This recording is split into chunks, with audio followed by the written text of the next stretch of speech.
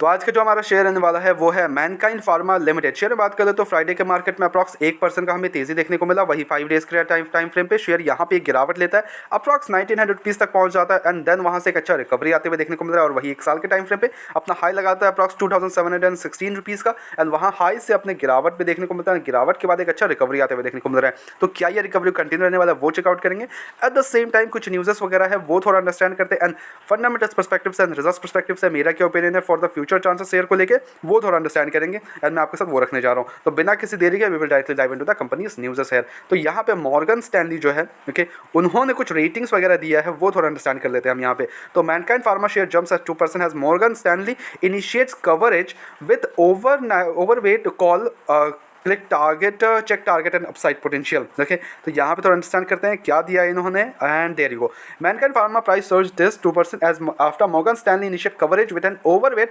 Rating and ₹2500 rupees target price citing strong growth potential. The brokerage anticipates robust revenue and EPS growth driven by domestic business recovery and the BSV segment favoring Mankind Pharma its favorable risk reward profile। तो company को 2500 रुपये का हमें target मिलते हुए देखने को मिल रहा है यहाँ पे, जो कि ओवरवेट की रेटिंग में इनिशिएट कर रहे हैं ये Morgan Stanley. Obviously the big giants है ये, तो ऑब्वियसली ये कुछ भी इनिशिएट करते हैं तो यहाँ पे हमें शेयर में थोड़ा तेज़ी होते हुए देखने को मिल रहा है। तो this is the main reason कि थोड़ा सा हमें तेज़ी देखने को मिला। But at the same time अगर आप देखोगे तो कंपनी पे अच्छा एक टारगेट निकल के आ रहा है विच इज़ 2500 रुपये का, जो कि अपने हाई से अभी भी एक गिरावट पे है। ओके 2700 रुपीज़ का इसने हाई लगाया था। ओके वहाँ से अगर देखें तो 2500 रुपये का अभी भी नीचे लेवल पे है। तो यहाँ पे लॉन्ग टर्म पर्सपेक्टिव क्या रहने वाला वो थोड़ा अंडरस्टैंड करते हैं, थोड़ा चलते हैं फंडामेंटल्स के ऊपर।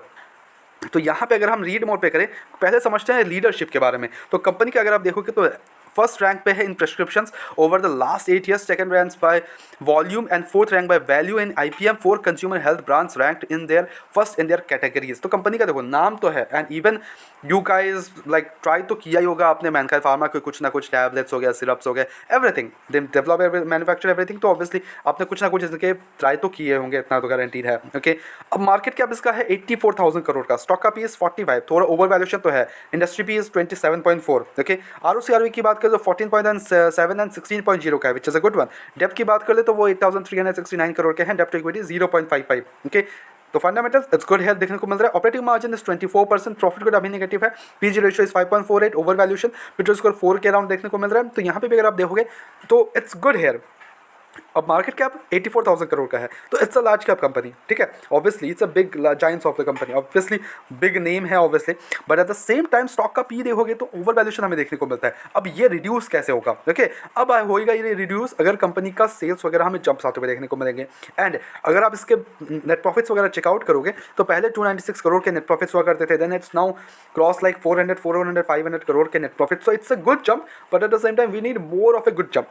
ओके अब वो गुड जंप आएगा तो इनके अर्निंग पर शेयर वगैरह है वो ज़्यादा आएंगे, और अर्निंग पर शेयर वगैरह जब इंक्रीज होकर आएंगे तो वहाँ पे इसका इम्पैक्ट हमें सीधा इसका स्टॉक का पी पे पड़ेगा। तो स्टॉक का पी हमें जितना ज़्यादा नीचे जाएगा उतना अर्निंग पर शेयर जितना अप जाएगा, स्टॉक का पी उतना डाउन जाएगा, और जितना डाउन जाएगा फिर हमें वो फेयरली वैल्यूड के लिए फिर वो हमें रनअप दे सकता है। ठीक है ये अंडरस्टैंड कर लो। तो क्या रिजल्ट स्ट्रॉन्ग है? तो result are very very strong, इसमें कोई डाउट नहीं। कंपनी एक अच्छी नेट प्रॉफिट जनरेट करने वाली गुड शेयर है, इसमें कोई डाउट नहीं हमारा। Eight the same time investors का भी देखोगे तो 72% की होल्डिंग प्रमोटर्स के पास है, 11% की होल्डिंग FIs, 13% की होल्डिंग DIs एंड 2.75% की होल्डिंग पब्लिक के पास। तो यहाँ पे जो एक्सपोजर है between promoters, FIs, DIs, public वो बहुत ही शानदार है। ठीक है now the main question comes here कि अब इस लेवल्स पे क्या करना चाहिए। See we are totally bullish on this kind of share, जो कि fundamental strong at the same time result strong and coverage वगैरह आते रहता है। एंड एवरी कवरेज में चेकआउट करोगे तो इसको बाय का ही रेटिंग लगभग मिलता है। ओके लगभग या कुछ एक दो कंपनीज को, एक दो को छोड़ के, ओके जो कि ओवर सेल का रेटिंग्स वगैरह देते हैं, बट मैक्सिमम आप देखोगे तो बाय की ही कॉल्स आती है इसमें।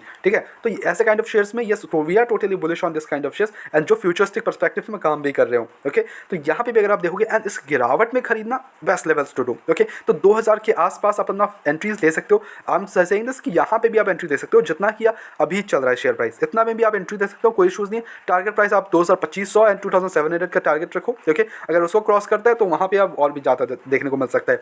अदरवाइज तो यहाँ पे फ्रेश एंट्री यस इस लेवल्स पे खरीद सकते हो, बट अपना 10 to 20% ही डिप्लॉय करना, उससे ज़्यादा नहीं। 10 to 20% डिप्लॉय करो एंड देन गो अहेड। आप वेट करो कि अगर गिरावट आता है due to the geopolitical tension से, बिकॉज इतना ज़्यादा जियोपॉलिटिकल टेंशन देखने को मिल रहा है, कभी भी हमें थोड़ा सा बहुत गिरावट आता हुआ देखने को मिल सकता है। उस गिरावट में आपको क्या करना है, उस गिरावट में आपको फिर से बाई करना है और भी 20% आपको डालना है, ठीक है। ये कुछ स्ट्रैटेजीज बता सकते हो। अगर आपने उस ऊपरी लेवल पे खरीद कर रखा है, फंड्स अवेलेबल नहीं है आपके पास, देन आप आराम से बैठो, कोई इशूज़ नहीं है। अगर फंड्स अवेलेबल है देन आप उसको जितना फंड्स डालना चाहते हो उस पर, उसको भी डिवाइड कर लो अपना 100% को 10 to 20% करके, और 10 to 20% का डिप्लॉय करते रहो हर एक गिरावट में, ठीक है। हर एक डिप लेता है बाय इट, हर एक डिप लेता है बाय इट, तो ऐसे करके अपना बाय करो, ठीक है। बट यहाँ लॉन्ग टर्म पर्सपेक्टिव रखो, शॉर्ट टर्म में बिल्कुल नहीं पैसा बनेगा इसमें आप लॉन्ग टर्म पर्सपेक्टिव रखो एंड लॉन्ग टर्म में बहुत बढ़िया पैसा बना के देगा, इतना श्योर है। ओके, बाय द वे हमारी तरफ से कोई भी बाय एंड सेल कमीशन बिल्कुल भी नहीं है, ओनली सजेशन है। तो please take it as a suggestion, अपने एजुकेशन पर्पस के तौर पर वीडियो को देखो, go and do your research as well and then make the investments. Blindly किसी भी विश्वास करके इन्वेस्टमेंट्स ना करें।